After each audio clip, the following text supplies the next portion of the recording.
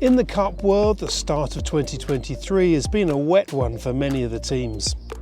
Aside from the torrential downpours in Auckland that resulted in a state of emergency being declared, the Kiwi team went for another swim when they nosedived their AC40 during a bear away.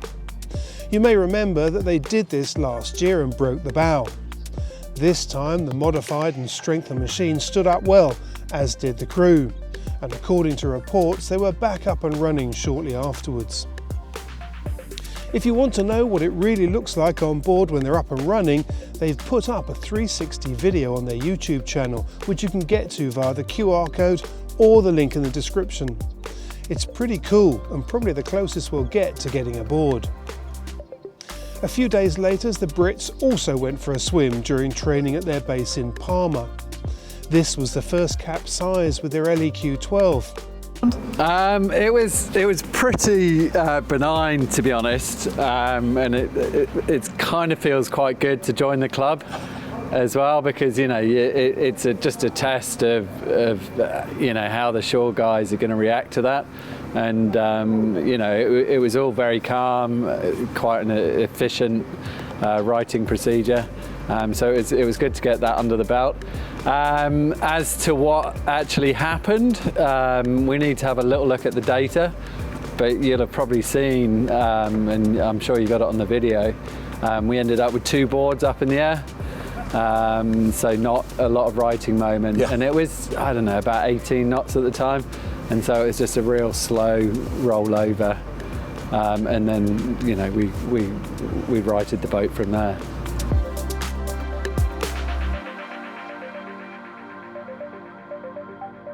No damage to the boat? Initial inspections are all quite encouraging. The boys are actually really keen to keep sailing. But it's our first time putting her on her side, so we thought it was prudent just to come back to the shore and just check the electronics and make sure everything was okay. But it all seems good. But a few days later, the situation was anything but good. What happened next was far more serious. Yeah, it was a tough day in the end. We started off really well, some great conditions out there and getting out some big sea state. And then we went into a turn up and we just got a little bit bow up, a little bit heeled, and we had a bit of a slam down. And I think something happened with the systems on board in the slam down. We then couldn't ease the sails. So we did a full heeled over and capsize. And then did an okay job of getting the boat initially back upright, but then just with the communications on board to the chase boat, we weren't able to get the bow of the boat back into the wind, so we went over a second time, and that's when we really started getting issues in terms of getting water on board the boat. The boat then went turtle, which is a big issue in these boats.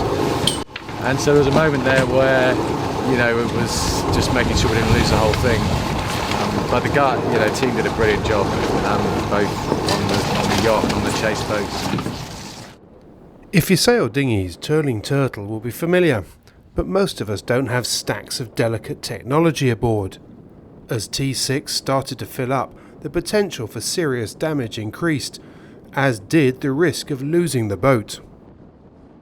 So we salvaged, I think, the best we could, finally got the boat upright, and then to cap it off we had some major issues with the batteries, the lithium batteries setting alight, which was the final bit of carnage for the day, but again the team dealt with that. So we've got the boat back, obviously probably in the best shape we could have considering it went turtle. The only positive is that we were about to go into an upgrade window anyway, so I guess if this was going to happen, it's not a bad time. Meanwhile, around the same time and further to the northeast, the Alinghi Red Bull team were experiencing just how rough and confused the sea state can be when the weather perks up. I've done a fair bit of boat testing down there and can vouch for this area being quite unpleasant when the waves bounce off the shore and back out to sea.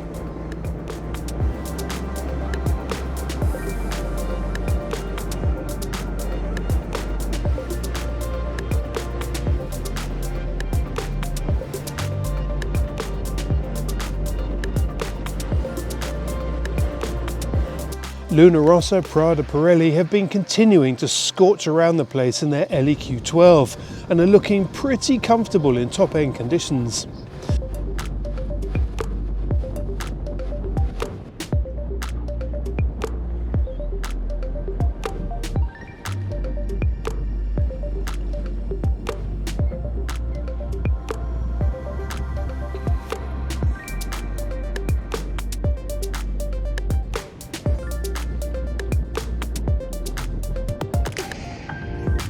Recently their youth crew were also out in their 69F in conditions that were pretty well up there too.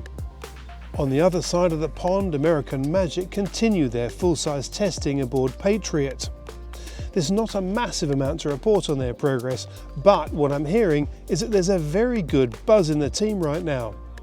Maybe that's down to the recent signing of Tom Slingsby, who it would seem would make a perfect match for his fellow Olympic laser sailor Paul Goodison. Or maybe that considering the dark disappointment of their crash out of the last America's Cup, the same boat now feels very different. Who knows, but it's good to hear them upbeat. I think you see some really strong teams. I mean, I think it's impressive to see how far Lingi's come in a short period of time. You know, clearly they're very well set up and they have some great sailors. You know, it's obviously the defender is very strong in their execution of the AC-40s.